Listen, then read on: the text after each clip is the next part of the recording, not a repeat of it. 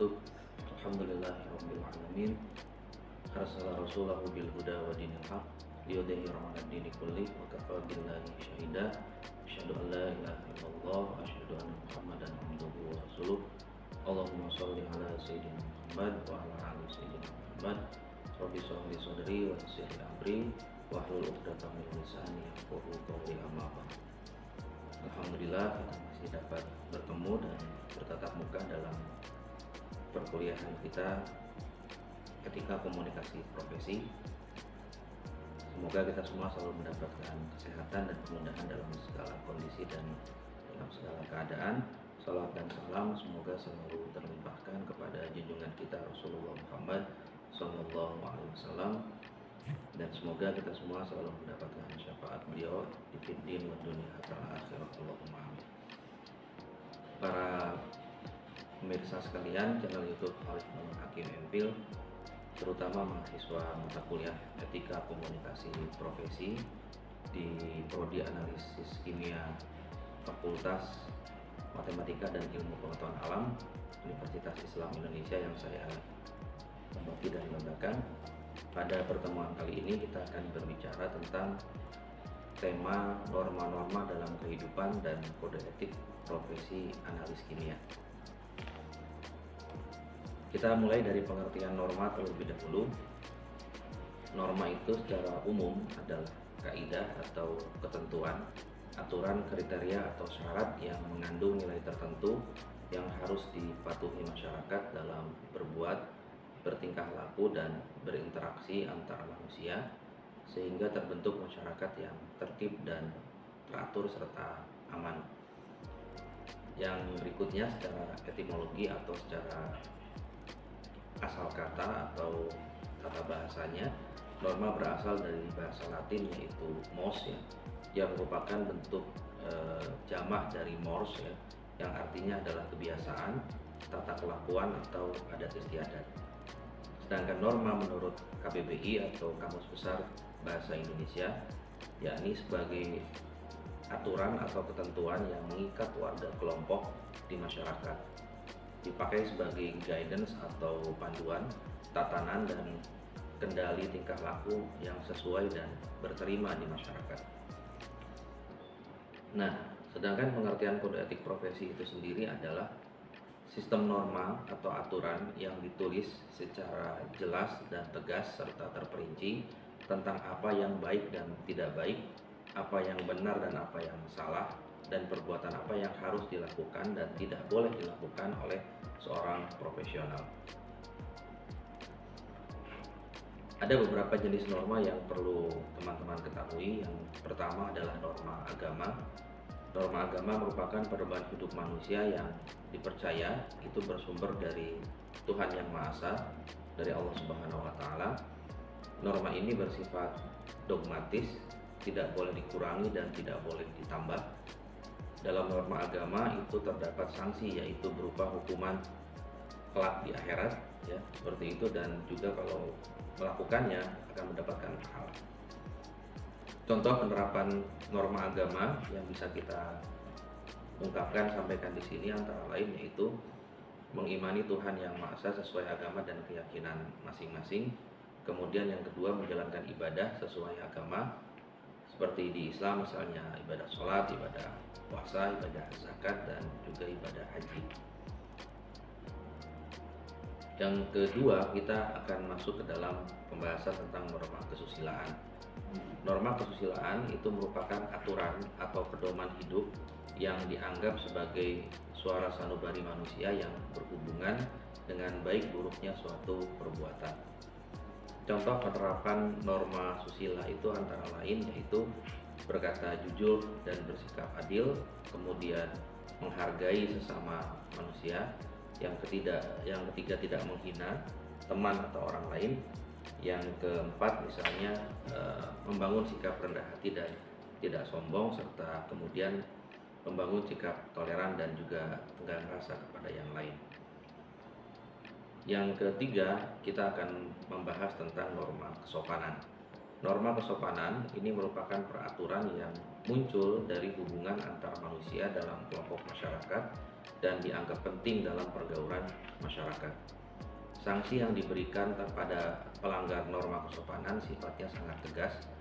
Contoh misalnya dari penerapan norma kesopanan antara lain yaitu menghormati orang yang lebih tua, kemudian berpakaian yang sopan dan pantas, kemudian memberi salam kepada orang lain dan menjawab salam dari orang lain, kemudian tidak menyela pembicaraan orang lain.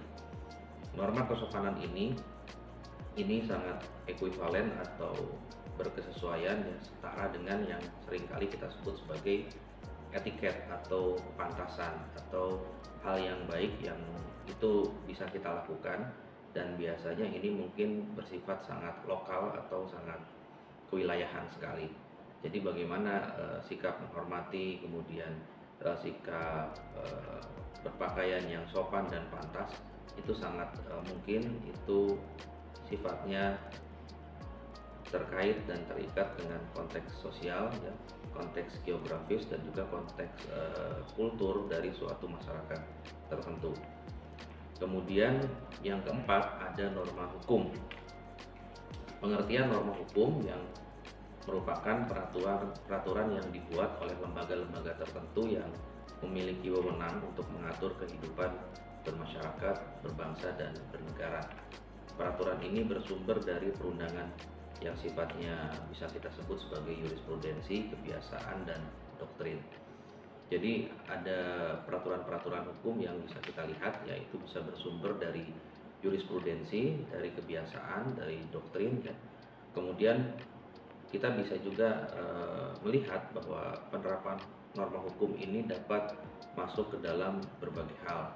Contoh misalnya mematuhi peraturan lalu lintas, membayar pajak bagi warga negara, kemudian tidak boleh melakukan tindakan kriminal yang seperti membunuh atau mencuri, kemudian tidak melakukan perusakan terhadap sarana fasilitas umum, fasilitas publik ya.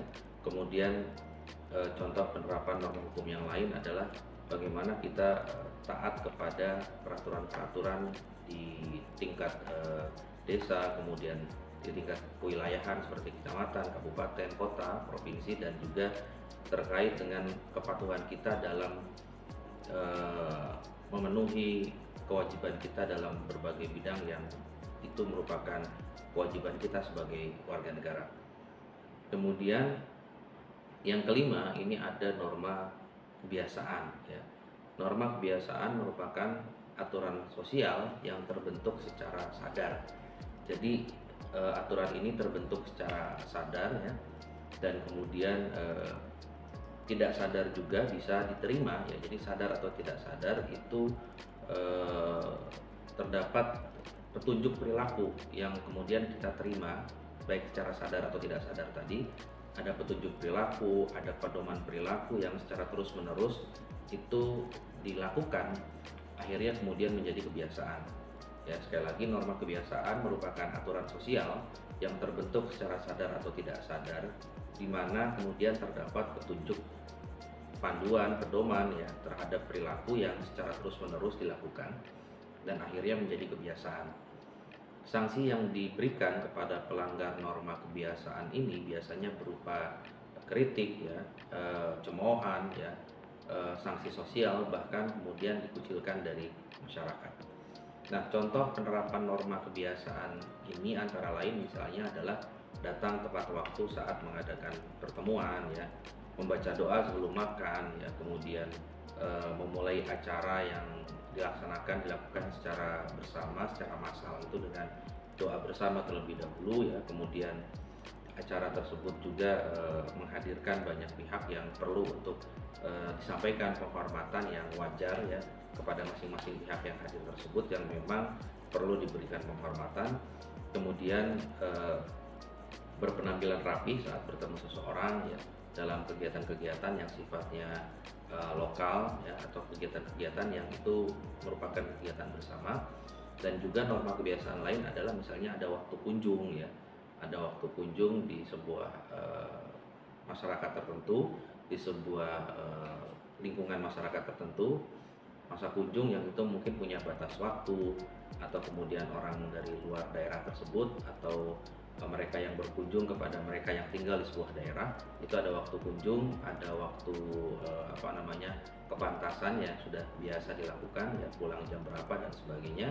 Dan juga kemudian misal kalau memang ada warga dari luar kampung tersebut atau dari luar kota hadir datang, biasanya juga kemudian ada beberapa daerah yang itu meminta laporan resmi, ya.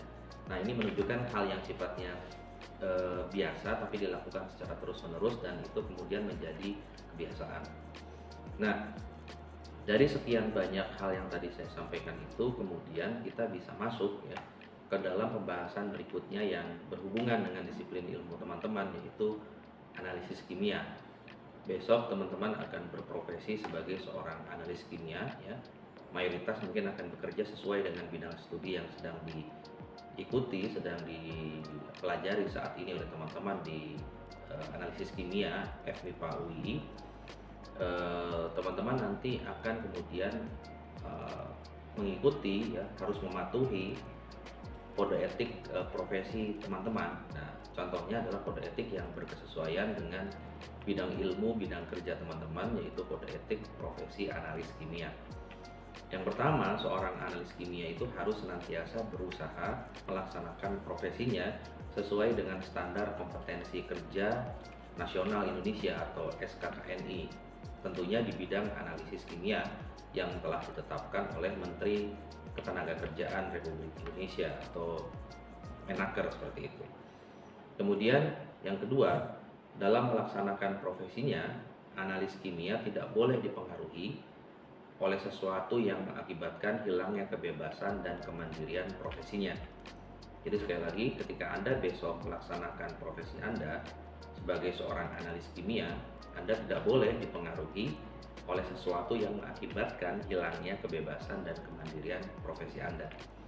Yang ketiga, analis kimia tidak menyalahgunakan sikap, ya, ilmu pengetahuan dan keterampilan yang dimilikinya dalam menjalankan profesinya. Jadi Anda tidak boleh menyalahgunakan sikap, ya, menyalahgunakan jabatan dengan sikap dan perilaku yang itu melanggar etika ilmu pengetahuan, ya, dan keterampilan yang Anda miliki kemudian juga digunakan untuk melanggar sekian banyak aturan dalam menjalankan profesi Anda sebagai seorang analis kimia. Kemudian yang keempat, analis kimia harus selalu meningkatkan dan mengembangkan ilmu pengetahuan dan keterampilan yang dimiliki dalam bidang analis kimia. Jadi walaupun Anda sudah bekerja dan kemudian sudah lulus dari kuliah, sebetulnya Anda masih punya kewajiban profesional, ya, kewajiban dalam bidang profesi Anda untuk selalu punya ikhtiar meningkatkan dan mengembangkan ilmu pengetahuan dan juga keterampilan yang teman-teman miliki.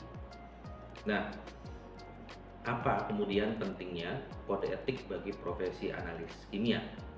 Nah, sebagai seorang analis kimia, sekali lagi, signifikan sekali Anda paham kode etik, dan keberadaan kode etik itu signifikansinya sangat bisa kita elaborasi, bisa kita lihat, ya, bisa kita kaji seperti apa. Yang pertama, untuk mengatur perilaku analis kimia agar berperilaku secara etis, ya. Yang pertama, sekali lagi, mengatur, ya, perilaku, tindak tanduk, ya, apapun yang dikerjakan oleh seorang analis kimia itu sesuai dengan kaidah etis, seperti itu. Kemudian yang kedua, agar tidak terjadinya penyalahgunaan profesi Anda dalam bidang profesi analis kimia yang Anda tekuni, yang Anda kerjakan. Kemudian yang ketiga, agar seorang analis kimia mengetahui tanggung jawab dari profesinya sesuai dengan pedoman organisasi. Jadi Anda dengan adanya kode etik profesi itu, kemudian seorang analis kimia akan mengetahui tanggung jawab yang melekat dalam pekerjaan Anda itu apa, ya, sesuai profesi Anda, dan juga akan berkesesuaian dengan aturan dan pedoman dari organisasi kerja Anda. Kemudian yang keempat, signifikansi kenapa kode etik profesi analis kimia itu penting sekali adalah agar seorang analis kimia tidak mendahului kepentingan pribadi di atas kepentingan profesi. Jadi tidak ada yang lebih atau melebihi kepentingan profesi analis kimia, ya, walaupun itu adalah kepentingan pribadi maupun kepentingan golongan, seperti itu. Kemudian yang kelima, Anda dengan adanya kode etik profesi itu diharapkan bisa menjaga nama baik profesi analis kimia dari pandangan masyarakat. Jadi pandangan masyarakat itu akan selalu baik ya, punya perspektif dan persepsi yang baik terkait profesi analis kimia. Itu tergantung sekali dengan bagaimana Anda kemudian berprofesi sebagai seorang analis kimia. Tentu dengan berperilaku jujur, sesuai dengan kaidah dan pedoman organisasi, tidak mau mengedepankan kepentingan pribadi dibanding kepentingan profesi dan juga organisasi Anda. Itu kemudian akan membuat citra atau persepsi masyarakat kepada profesi analis kimia itu tetap bagus. Nah, yang keenam itu adalah melindungi analis kimia dari tekanan pihak yang akan mengancam profesinya. Jadi ketika ada tekanan, ada desakan untuk melakukan tindakan yang tidak berkesesuaian, yang melanggar kode etik profesi, yang melanggar pedoman organisasi tempat Anda bekerja, itu terlindungi dengan adanya kode etik bahwa Anda tidak bisa mengikuti desakan itu untuk melakukan tindakan tidak baik, misalnya melanggar kode etik. Itu Anda bisa kemudian terlindungi dengan adanya kode etik profesi. Walaupun Anda ditekan dan kemudian diminta secara paksa untuk melakukan pelanggaran kode etik atau melakukan hal-hal yang dapat dikatakan sebagai sebuah bentuk pelanggaran terhadap kode etik, dengan adanya kode etik profesi, ketika Anda tidak melakukan tindakan-tindakan yang tidak baik itu, Anda terlindungi. Ada kasus hukum atau apapun nanti, walaupun Anda kemudian dituntut oleh mereka yang mendesak dianggap tidak melakukan apa yang seharusnya dilakukan, kita bisa melihat secara kode etik profesi ternyata Anda tidak melanggar apa-apa. Nah, itu menunjukkan bahwa kode etik profesi itu sangat signifikan keberadaannya untuk melindungi teman-teman. Kemudian ada kewajiban dalam melaksanakan profesi sebagai seorang analis kimia ya. Apa kewajiban dalam melaksanakan profesi analis kimia? Yang pertama, melakukan pekerjaan sesuai dengan standar prosedural operasional ya, sesuai dengan SOP. Anda melakukan pekerjaan harus sesuai dengan standar prosedur operasional dan standar keselamatan kerja yang berlaku pada kode etik profesi Anda. Ya, kemudian yang kedua, memakai alat pelindung diri atau APD pada saat bekerja di laboratorium atau di tempat-tempat kerja Anda. Yang ketiga, merahasiakan identitas sampel yang diterima dari pihak yang tidak bersangkutan. Kemudian yang berikutnya, kewajiban analis kimia terhadap pelanggan, terhadap customer seperti apa. Analis kimia wajib bersikap ikhlas ya, dan menggunakan segala ilmu pengetahuan dan keterampilannya untuk kepentingan pekerjaannya. Kemudian yang kedua, analis kimia wajib merahasiakan segala sesuatu yang diketahuinya tentang pelanggan serta sampel yang diuji. Ya. Kemudian kewajiban analis kimia terhadap teman sejawat. Analis kimia harus memperlakukan teman sejawatnya dengan baik sebagaimana ia sendiri ingin diperlakukan. Yang kedua, analis kimia harus menggunakan dan saling membagi pengetahuan maupun keterampilannya pada sesama teman sejawat.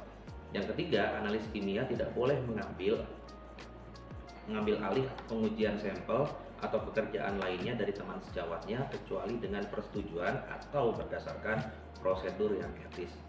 Kemudian kewajiban analis kimia terhadap diri sendiri. Nah, ada juga ini ya. Pertama, analis kimia harus senantiasa mengikuti perkembangan ilmu pengetahuan dan instrumen analitik sesuai dengan standar profesi yang berlaku.